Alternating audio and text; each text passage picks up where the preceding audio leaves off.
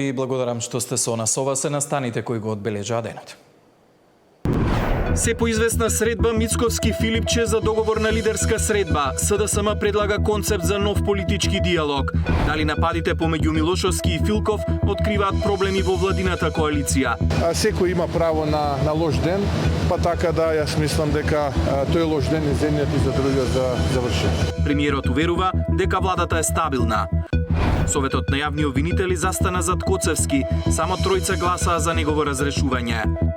Синдикатот на улица бара минималец од 500 евра. Министерот за економија тврди дека морал да го објави законското зголемување на платите до крајот на март. Излевањето на Маркова река предизвика големи штети, поплавени куќи во Батинци. По направените проверки, мостот целосно е вратен во функција. Трамп најави нови царини како почеток на златната ера за САД. Во овие вести во живо со последните информации за можната лидерска средба. Останете со нас. Почнуваме веднаш.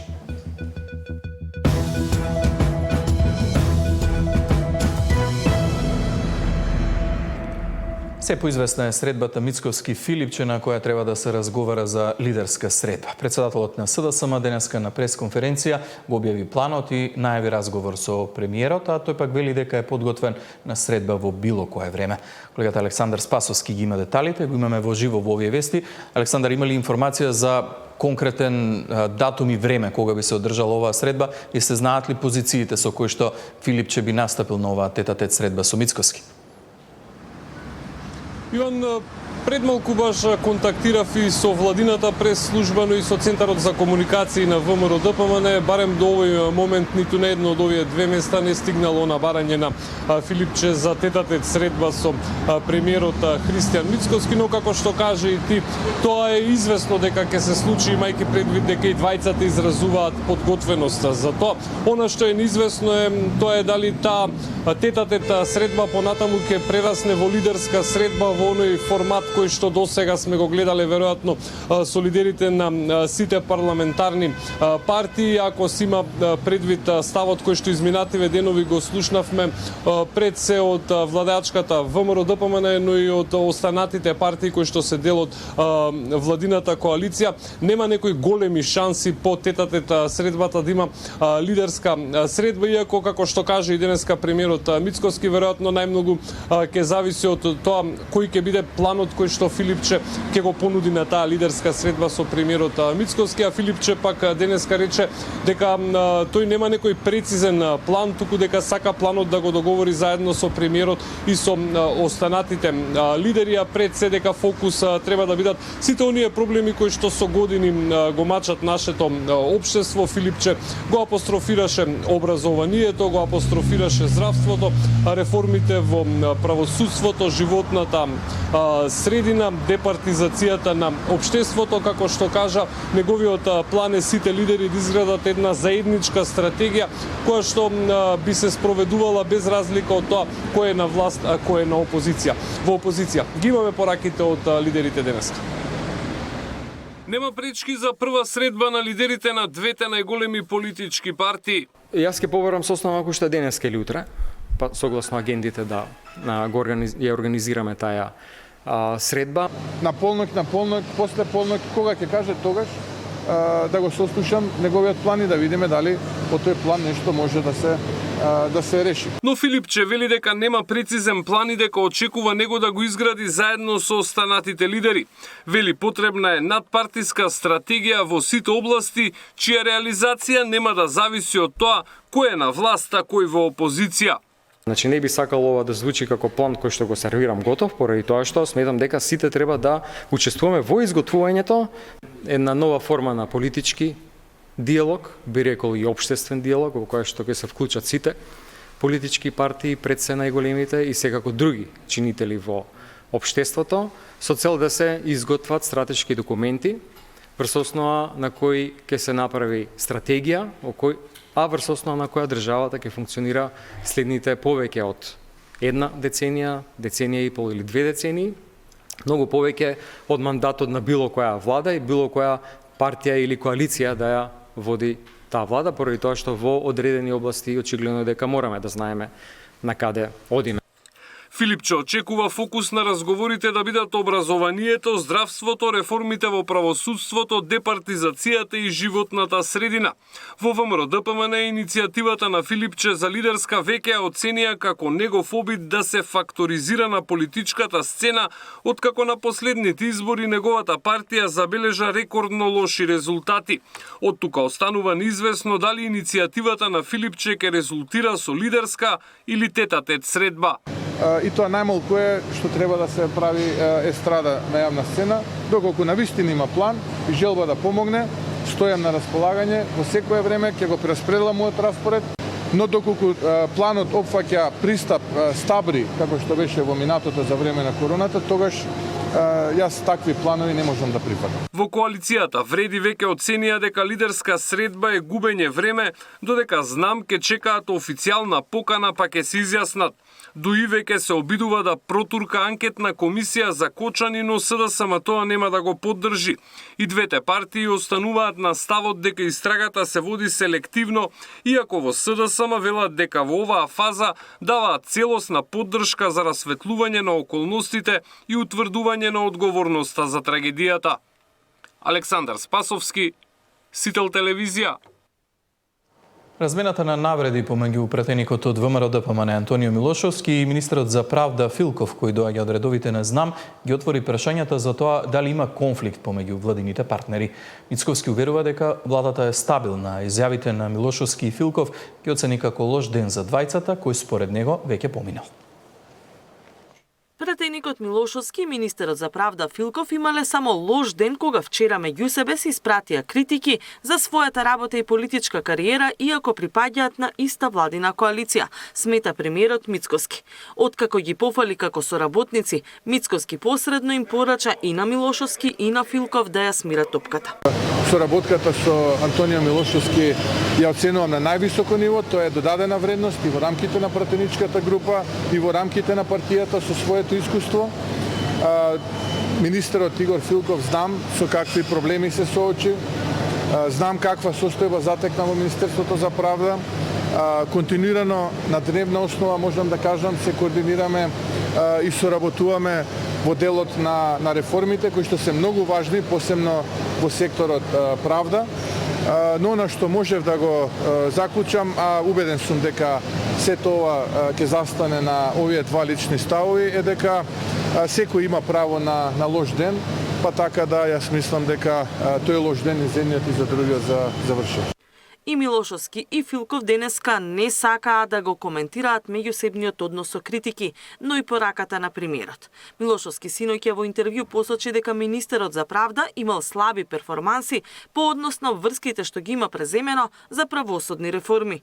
Филков пак на Фејсбук возврати дека пратеникот е неинформиран и изолиран од партијата, а го праша и за кого одработувал во моментов.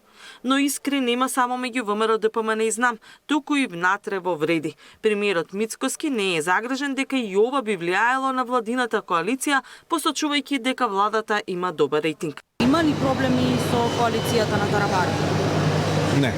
Немам такво чувство дека има, напротив, имаме исклучително квалитетна соработка. Граѓаните да бидат сигурни, владата е стабилна, повеќе од 2/3 неофицијално, официјално 78 пратеника ја поддржуваат оваа влада.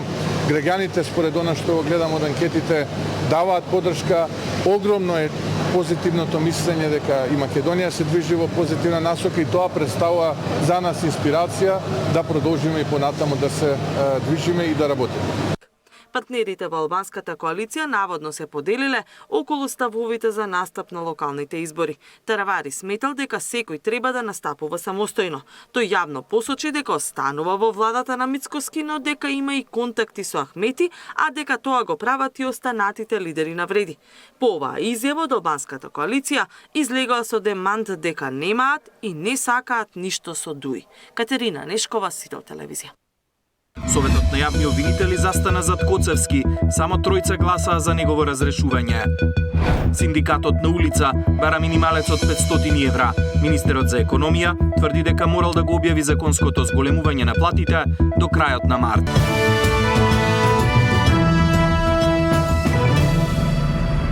Советот на јавни обвинители застана во одбрана на државниот обвинител Коцевски. Само тројца од членовите се согласни со барањето за негова смена. Јавноста денеска остана исклучена од седницата на која беа образложени аргументите за ваквото мислење.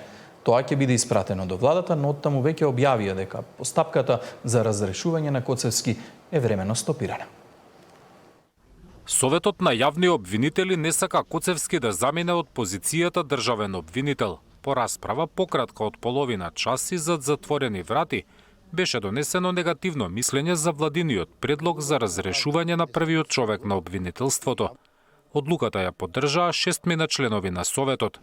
Позитивно мислење или поддршка на предлогот за разрешување имаа тројца членови.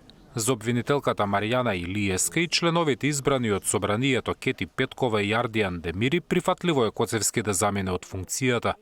Членовите на Советот, разгледувајќи го предлогот на владата на Република Северна Македонија по однос на разрешувањето на јавниот обвинител на Република Северна Македонија, донесе одлука со мнозинството гласови на членовите на Советот и дава негативно мислење по однос на предлогот на владата за разрешувањето.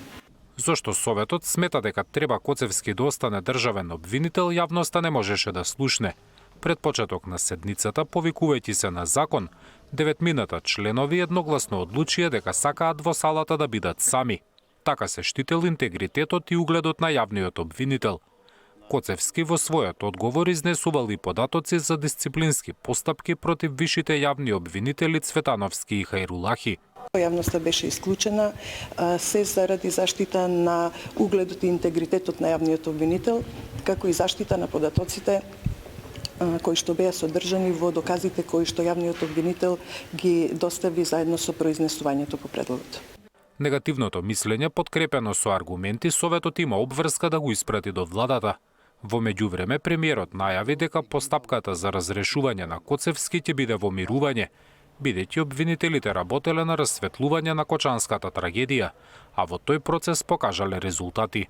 Зоран Јаневски, Сител телевизија. И власта и опозицијата ги поддржаа измените на законот за прекршоци. За гласа 83 и само еден беше против. Со измените се зголемуваат казните, но и се забранува употребата на пиротехнички средства во затворен простор. Според стручната јавност, безбедноста ќе се зголеми само ако измените ефикасно се применуваат. Собранието целосно забрани употреба на пиротехника во затворени простори. Законот по скратена постапка доцна синоќа доби поддршка од 83 пратеници и од власта и од опозицијата. Двојно се зголемуваат и казните. Тој што ќе запали огномет, факел или друг вид на пиротехника ќе заработи казна од 200 до 250 евра. Одговорниот на фирмата 500 евра, додека казните за фирмата ќе се движат од 1000 до 10.000 евра. За повторување на прекршокот предвиден е и притвор.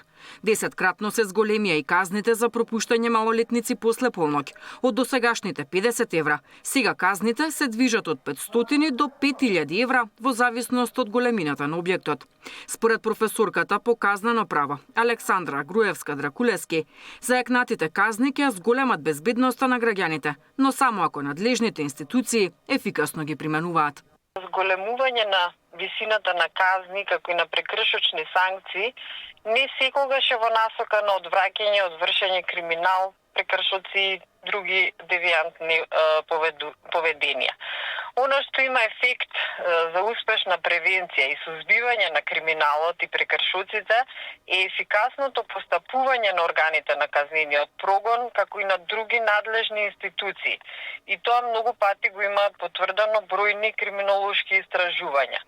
Трагедијата во која за жал многу млади лица го загубија животот или беа повредени, искрено се надевам дека ќе биде лекција за ефикасно, одговорно, професионално однесување на сите. Законските измени се иницирани од трагедијата во Кочани во која загинаа 59 лица. Пожарот го предизвикаа пиротехнички фонтани, а иако 2 часа по полноќ во пожарот загинаа и малолетници кои според закон воопшто не смееле да бидат присутни во дискотеката. По несреќата се подготвува и целосно нов закон за пожарникарска служба, која ќе ги зајакне капацитетите и со опрема и со кадар на сите противпожарни единици, со приоритет на Кочани, каде во моментот работат двојно помалку пожарникари од потребното. Деспина Тодоровска, Сител телевизија. Двајца повредени кои беа на лекување во Грција и еден во Шведска денеска се враќаат во земјава, потврдија од Министерството за здравство. Најголем број на пациенти и понатаму има во Србија и Бугарија. Во меѓувреме болниците во Скопје се подготвуваат за третман на најтешко повредените, на кои ќе им биде потребно продолжено лекување. Уште тројца повредени во пожарот во дискотеката во Кочани денеска се враќаат во Македонија. Двајца беа испратени на лекување во Грција, а еден во Шведска. Во странски центри остануваат уште 76 пациенти, најмногу во Србија, Бугарија, Турција и Грција. Во меѓувреме, клиниката за физикална медицина во Козле се подготвува да ги прими првите повредени на кои им е потребна рехабилитација кон средината на април. Од установата вела дека во теке процес на едукација на персоналот со помош на СЗО и тимови од Англија кои се дојдени да помогнат и да го пренесат нивното искуство за најсовремените методи токму за изгореници. Рехабилитацијата воглавно ќе биде фокусирана на рехабилитација на изгорениците кои што се на кожата и секако изгорениците на респираторниот систем и целокупната едукација која што ќе биде направена тука, изборуваме за специфична, многу специфична едукација кога е во прашање третманот на изгореници, ќе биде токму дизајнирана за да се унапреди знаењето кое што го имаат нашите и физијатри, и физиотерапевти, и медицински сестри, за да имаме комплетен мултидисциплинарен пристап кој што ќе даде навистина квалитетни резултати во рехабилитација. Очекуваме, бидејќи се млади деца, да имаме целосна 100% рехабилитација, затоа што е исклучително важно во периодот кој што преостанува да бидат 100% функционални, односно да се врати оспособеноста на организмот на 100% онаква како што било и пред да се случи трагичниот настан. На клиниката ќе има и посебен дел за оние пациенти на кои им се потребни стерилни услови. Ќе постои посебен дел за изолација, каде што ќе бидат сместени пациентите кои што се уште имаат отворени рани, каде што можноста за инфекција на раните е исклучително висока. Останатите пациенти ќе бидат сместени на оделенија каде што нема потреба од изолација. Вкупно во клиниката има 191 легло кое што може да бидат искористени и сме подготвени максимално да ги ставиме на располагање за сите оние кои што ќе имаат потреба од рехабилитација. Во однос на тоа како ќе се одвива рехабилитацијата во периодот кој што следи, се зависи од тоа на кој начин ќе се прави репатриација на пациентите во Македонија по нивното враќање и во зависност од тоа каква е симптоматологија, односно тежината на симптомите со кои што е направена триажата, се испратени на лекување во странство. На болничко лекување во македонските здравствени установи остануваат 17 повредени, меѓу нив се и 6 пациенти во клиниката за хируршки болести, на кои им беа направени трансплантации на кожа. Александар Динев, Сител телевизија.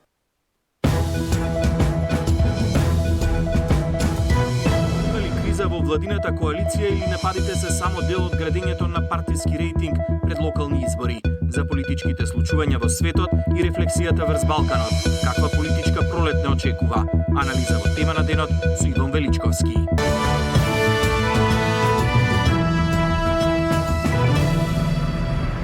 Собарање за минимална плата од 500 евра и изголемување на сите останати плати за 100, ССМ денеска излезе на улица. Според синдикатот, одлуката за минимална плата од 24.400 денари е незаконска и побара да биде повлечена. Министерот за економија тврди дека бил обврзан да ја подпише одлуката. Мартин Арсов ги има деталите. Со минута молк за загинатите во Кочанската дискотека, Сојузот на синдикати ја почна јавната седница пред работничкиот дом. Оттаму се упатија кон собранието, каде побараа минималната плата да биде 500 евра, а сите останати плати да се зголемат за 100 евра. Да си ги намалите вашите луксузни пратенички плати на минимална плата. Се додека не ги зголемите работничките плати. Продолжија пред Стопанската комора. На работодавачите им порачаа да ги зголемат платите, бидејќи секоја година по 10.000 млади луѓе ја напуштаат Македонија и бараат работа во странство. Зголемете ги платите затоа што немаме резервна држава.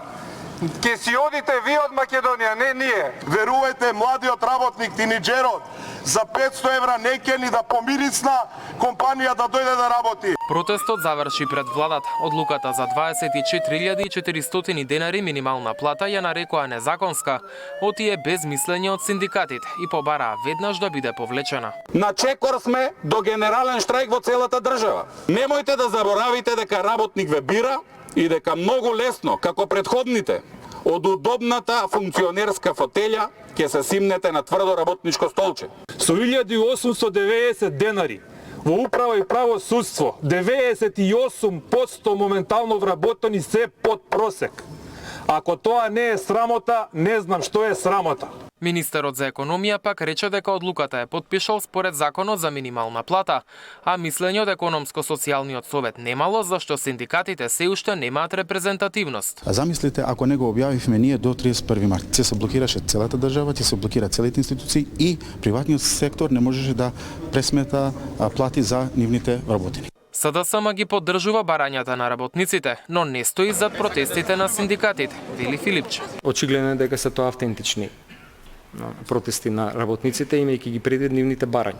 Ние излеговме со неколку предлози, кои што за жал владата во изминатиот период не ги прифати. Според податоците од УЈП, околу 20.000 работници земаат минимална плата. Мартин Арсов, Сител телевизија. Поради страв да сведочи пред него, Кечишев побара, судот го отстрани Палевски од судница. Обвинетиот тврдеше дека бил вклучен во подготовките, но не знаел дека ќе бидат извршени убиства. Откако дознал за делата, не пријавил, плашејќи се од Палчо. Тамара Дичевска беше во судница. Кешишев дури чувал стража, го видел Палевски со пиштол, потоа слушнал истрел, па го повикале да помогне да ја закопаат Вања во местото бразди. Палевски потоа ги исчистил лопатите со спреј ВД-40 и на 500 метри, од каде го закопале девојчето, му наредил на Кешишев да ги фрли лопатите покрај патот. Обвинетиот Кешишев денеска одговараше на прашање на одбраната и обвинителството, но Палевски беше отстранет од судницата по барање на одбраната на Кешишев, бидејќи му било страв да одговара пред него. Се свртев едно 3-4 пати да видам што се случува. Првиот пат разговара, гипекот беше отворен, не знам зошто бив подалеку. Потоа се завртев, видов дека купат, последниот пат кога се завртев, Палчо во раката држеше пиштол. Тоа јасно се гледа, не беше многу далеку, околу 20 на метри. Пак се свртев и слушнав истрел, пукање, ама никако тапо, како неприслушно. На крајот ме викна да побрзаме да се затрупа телото, пак не го видов телото зашто беше покриено со земја. Сведочеше Кешишев на денешното рочиште. Дупката каде што беше пронајден мртов Панче Жижовски, ја копале Кешишев и Велибор Манев 1 година предходно.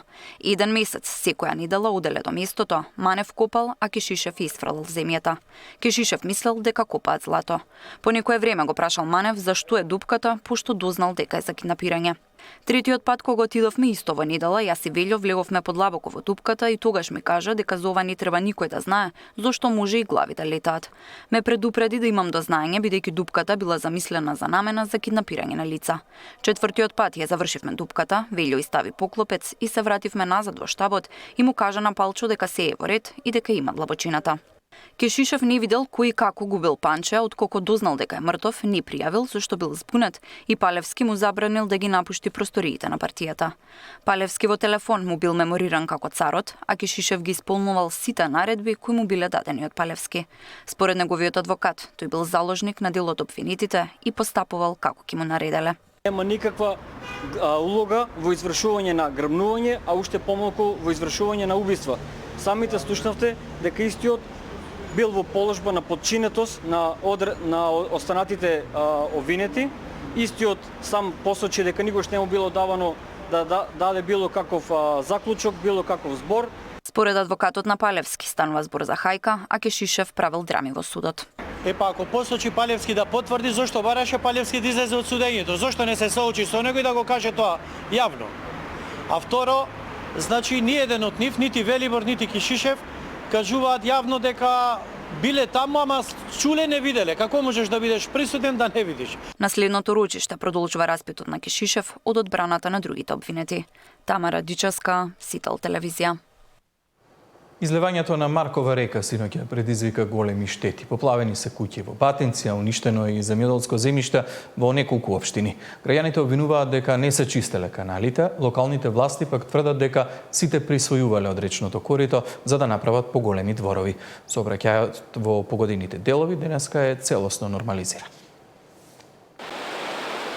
Обилните врнежи од дожд кои предизвикаа изливање на Маркова река без сон ги оставија жителите во Батинци. Поплавени се десетици подруми и дворови, уништени се повеќе ниви и штали. Денеска состојбата се подобрува, водостојот на реката е вратан во нормала, патиштата и мостовите се проодни. Нередовното чистење на каналите придонеле да настане ваков хаос, тврдат жителите од Батинци. Водата почна околу 6,5 сати.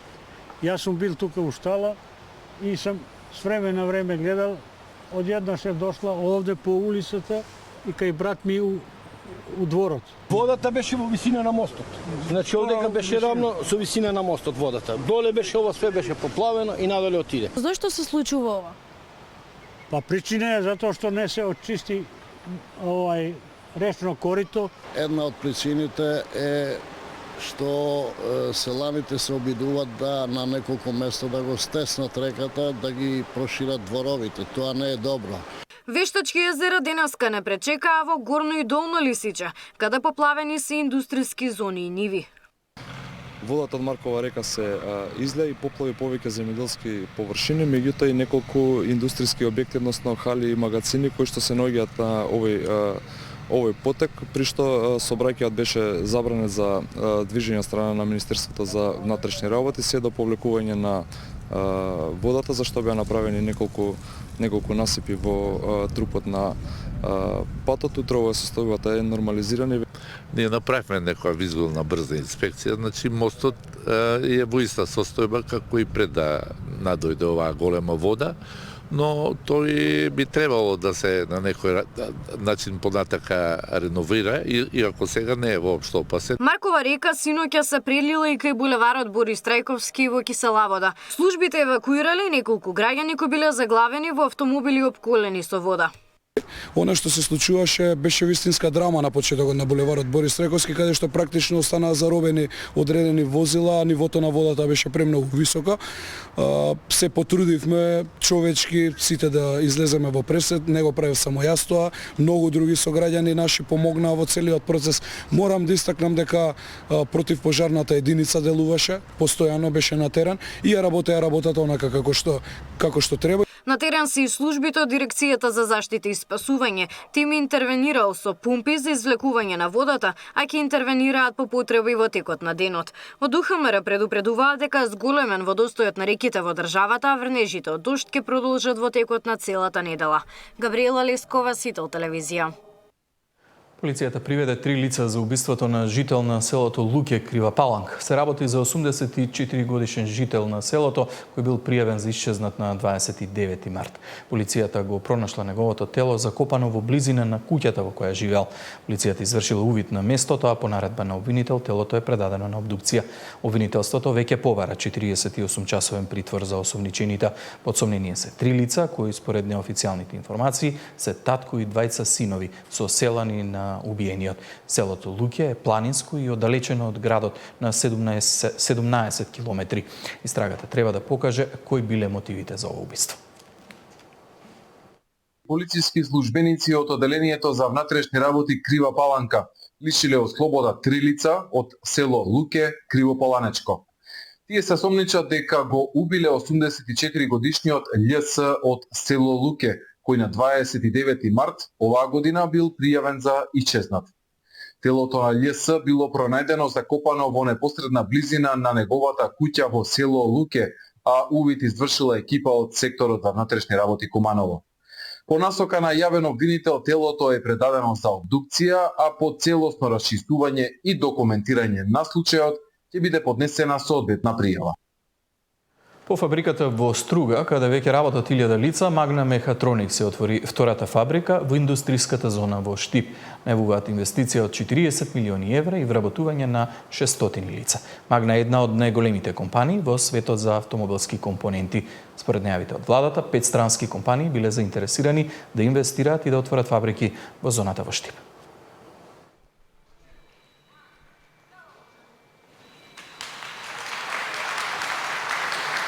Ова е вибрантна економија со вешта работна сила и се испостави дека е совршена локација за она што е наша втора локација за производство. Чест ни е што сме дел од растечката автомобилска индустрија на Северна Македонија и мило ни е што ќе можеме да придонесеме за нејзиниот раст. Ова фабрика е сведоштво на нашата заложба и кон пазарот, но и кон заедниците каде што работиме. Станува збор за инвестиција која што ќе биде повеќе од 40 на милиони евра. Во својот пик ќе вработува повеќе од 600 вработени.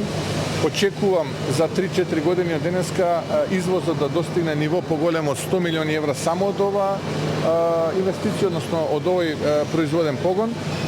Така што сето она кое што го зборуваме во делот на подобрување на економските перформанси на државата, ние како влада работиме и ќе сториме се што е во наша моќ да привлечеме што е можно повеќе ваков тип на инвестиции. Од СДСМ го повика Мицковски да не се кити со туги перја. ДПМН и Мицковски треба да знаат дека информациите за оваа компанија се јавно достапни, а и граѓаните паметат. Штипјани знаат дека оваа фабрика беше најавена уште во мај 2023 година од тогашниот премиер Димитар Ковачевски и владата на СДСМ. Наместо да промовираат веќе промовирани инвестиции и да се служат со ефтин пиар, ДПМН и Мицковски треба да се соочат со реалноста и да погледнат што се случува во државата. Економијата ни оддалеку не расте, а животниот стандард на граѓаните го допре дното, велат во реакцијата испратена од Социјалдемократскиот сојуз.